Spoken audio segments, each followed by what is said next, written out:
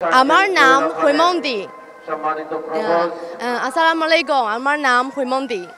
It's my first time to come here to celebrate the International Mother Language Day. I feel very honored. And I think today is very important, not only for the Bangladesh people, but to the world of the people of the world. So I think it's a very important day. We should remember this day because not only for the mother language, also for the how to say the history. আমার নাম Haimanti. Assalamualaikum. আমার নাম হৈমন্তী।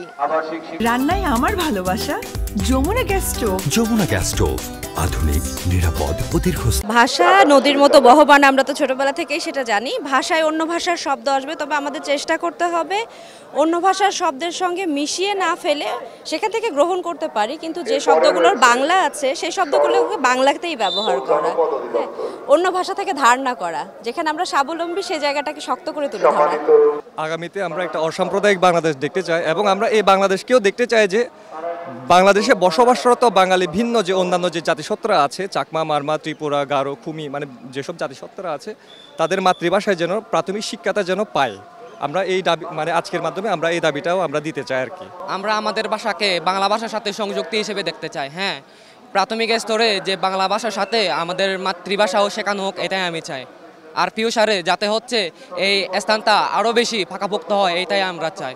আর পাশাপাশি পার্বত্য চট্টগ্রামে যে সব আদিবাসী এই জাতিগোষ্ঠী রয়েছে তাদের হচ্ছে নিজস্ব ভাষার স্বীকৃতি দিতে হবে, এটাই আমার চাওয়া। বাংলা ভাষার ভাষা মানে আমরা বাংলা ভাষার পাশাপাশি আমরা আমাদের নিজস্ব ভাষাগুলো শিখতে চাই, আপনার চাকমা ওগুলো ভাষাগুলো শিখতে চাই। বাংলাদেশের ইতিহাসে 21 বাঙালি জাতি বাংলাদেশ জাতিসত্তাকে প্রতিষ্ঠা করার একটি মহান শোকের নাম, যার মাধ্যমে আমরা একটি ভাষা পেয়েছি, একটি রাষ্ট্র পেয়েছি, একটি স্বাধীন ও সার্বভৌমত্ব দেশ অর্জন করতে পেরেছি।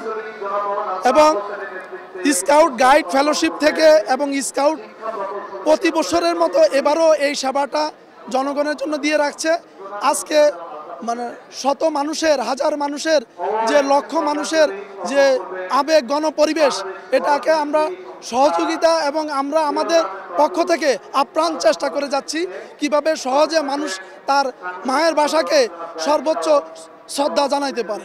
আসলে সত্যিকার অর্থে যে আমাদের মানে ভাষা আন্দোলনের যে আমাদের চেতনা, আমাদের উদ্বুদ্ধ আমরা, সেটাই আমরা আজকে এখানে এসে আমরা এটার বহিঃপ্রকাশ করছে এখানে এসে, এবং সবাইকে উচ্ছ্বাস যে এই যে আজকে একটা আমাদের শহীদরা যে অবদান রেখেছে সেটার ধারাবাহিকতায় আজকে আমরা এই স্বাধীনতা এবং আজকে আমরা এই পর্যায়ে এসেছি।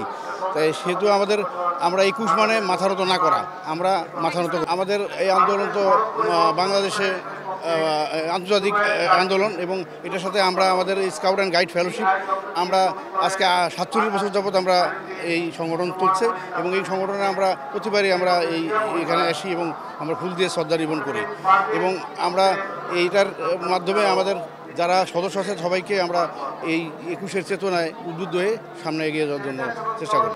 যে অবশ্যই আমরা চাই যে মানে বাংলাদেশের ভাষাটাকে যেই জায়গা থেকে আমরা এখনও ভার্সিটি লেভেল থেকে শুরু করে অনেক জায়গাতে আমরা বাংলা সাবজেক্ট নিয়ে পড়ার পরেও বাংলা ভাষাটা সঠিকভাবে উচ্চারণ করতে পারি না।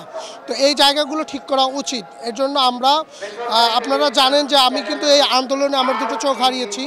তো আগামীতেও আমরা এটা নিয়ে আন্দোলন করব। আমাদের সালাম, রফিক, জব্বার ভাইরা যে আমাদের যে জন্য এই দেশের জন্য কাজ করে গেছেন, তাদের জন্য আমরা আজকে আসছি এখানে।